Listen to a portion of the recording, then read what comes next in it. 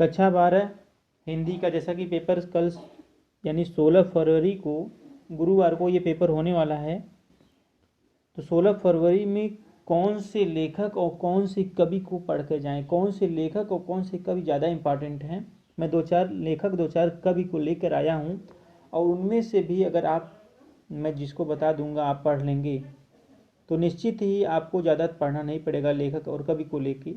अब साथ ही साथ मैं बात करूंगा कहानी, अलंकार, रस, दोहा, छंद, संधि विच्छेद हुए, लेखन हुआ, पत्र जो लिखने के लिए आता है, निबंध, और एक शब्द के 2 अर्थ, खंड काव्य, कौन सा खंड काव्य आपको करना है।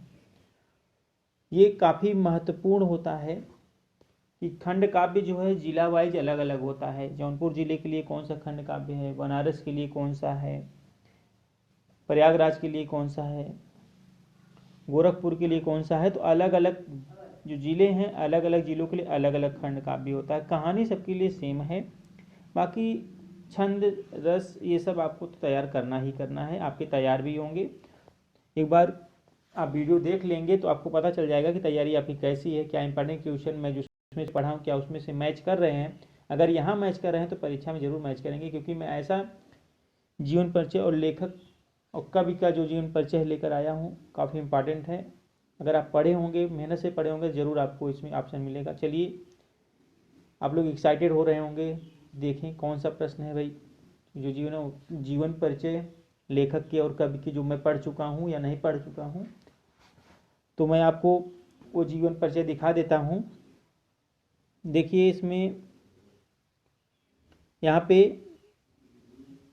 आप जानते हैं कि गद्यांश हुआ, पद्यांश हुआ, चाहे गद्यांश हो, गद्यांश से एक आएगा अपठित गद्यांश, फिर पद्यांश से आएगा अपठित पद्यांश, फिर संस्कृत से आएगा आपको लिखने के लिए गद्यांश, और संस्कृत से श्लोक का अर्थ लिखने के लिए आपको आएगा। इतना चीज़ें तो आपको करना क्या होता है कि आपको जो पैराग्राफ दिया रहता है उसी पैराग्राफ में से आपको आंसर को ढूंढ के लिखना होता है। तो संस्कृत के अर्थ आपको आने चाहिए, और पद्यांश जो पद्यांश है उनके अर्थ आने चाहिए, और संस्कृत के जो श्लोक हैं उनके अर्थ आने चाहिए। बाकी तो आसानी से आप कर लेंगे। और ये ध्यान देंगे कि अगर गद्यांश है तो लेखक लिखेंगे, और अगर पद्यांश है तो रचयिता लिखेंगे, इसमें गलती नहीं करेंगे। संदर्भ प्रसंग व्याख्या करना होता है, संदर्भ प्रसंग फिर व्याख्या। चलिए प्रश्न दिखा देते हैं।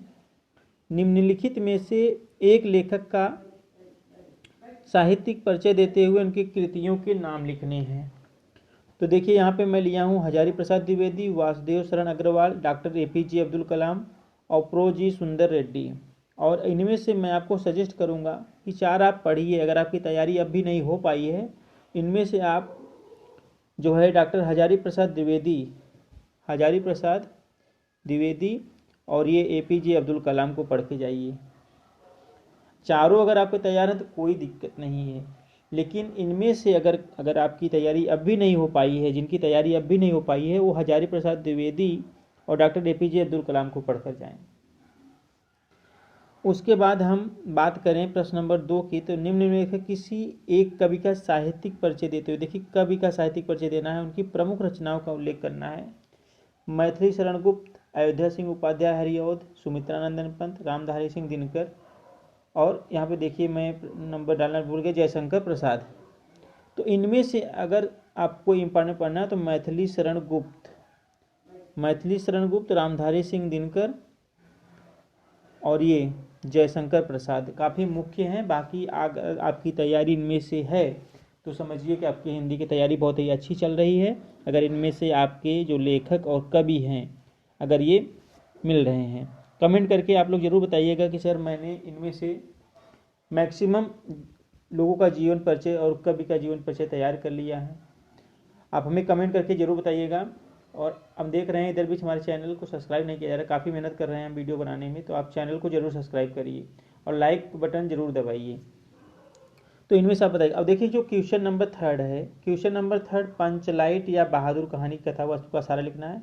तो आप किसी एक की तैयारी अच्छे से करके जाइए। मैं तो बोलूँगा पंचलाइट पढ़ के जाइए, आप लोग अच्छे से पंचलाइट पढ़ लीजिए। उसके बाद अगर बात करें स्वपठित खंड काव्य के आधार पर किसी एक खंड का प्रश्न का उत्तर देना है।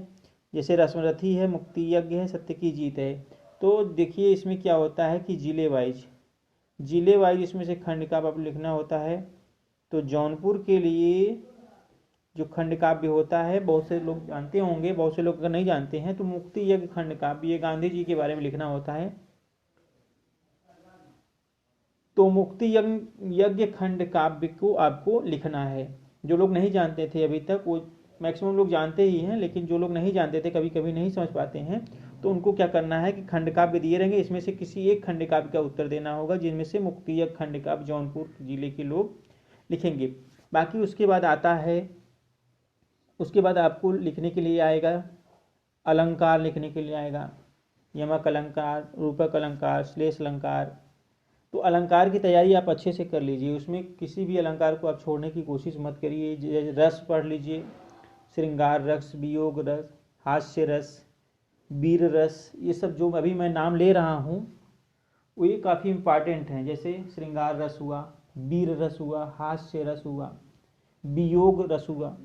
उसके बाद दोहा पढ़ना है, दोहा, कुंडलिया, सरोठा, किसमें कितनी कितनी मात्राएं होती है। उसके बाद संधि विच्छेद आदि को पढ़ना है, गुण संधि, यौगिक संधि, दीर्घ संधि। उसके बाद पत्र लेखन लिखना है आपको। पत्र लेखन लिखने के साथ साथ निबंध आएगा लिखने के लिए। पत्र लेखन किसी के बारे में पत्र लिखना होगा तो पत्र का लिखने का तरीका आप जान जाइए, बाकी अपने मन से बना के आप लिख दीजिएगा। आपको जो भी आ रहा है उस प्रकार से आप लिख देंगे। बस पत्र लिखने का तरीका, डेट किधर डालते हैं और एड्रेस कैसे लिखते हैं। निबंध आएगा, निबंध आपको लिखना होगा। आप तो इसमें माहिर हैं निबंध लिखने के लिए, पेज भरने वाले आप लोग लगते हैं, पेज बहुत तेजी से पढ़ते हैं निबंध में।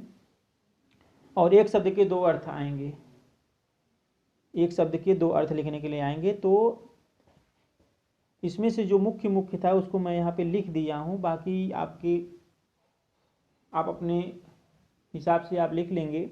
बाकी मैं ये सजेस्ट करूँगा कि अलंकार, रस, दोहा, ये तीनों को आप अच्छी तरीके से पढ़ लीजिए। इनके जो एग्जाम्पल होते हैं उन एग्जाम्पल को भी पढ़ना है, साथ ही साथ अलंकार, रस, दोहा को भी अच्छे से तैयार कर लेना है कि इसमें कितनी मात्राएं होती हैं। कभी कभी पूछ लेता है इसमें कितनी कितनी मात्राएं होती हैं, तो आपको बताना होता है कुंडलिया में, सरोठा में, दोहा में। तो आप लोग कल अच्छे से इसको लिख के आइए।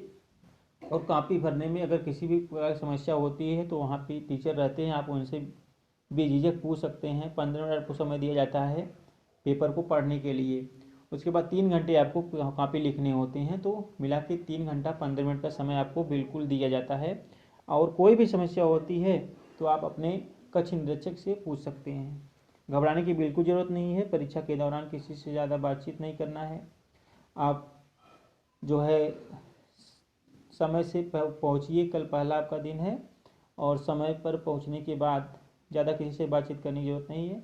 पानी की व्यवस्था वहाँ अंदर रहता है, अगर आपको प्यास लगती है तो आप वहाँ जाके कक्ष निरीक्षक से बोल के, वहाँ एक कॉपी रहती है, फाइल पे आपको सिग्नेचर करना होता है। जितने समय आप जाते हैं बाहर पानी पीने के लिए या टॉयलेट जा रहे हैं, तो उनसे सिग्नेचर वहाँ पे करके फिर वापस आइए क्लास में, अपना पेपर को अच्छे से लिखिए। धन्यवाद।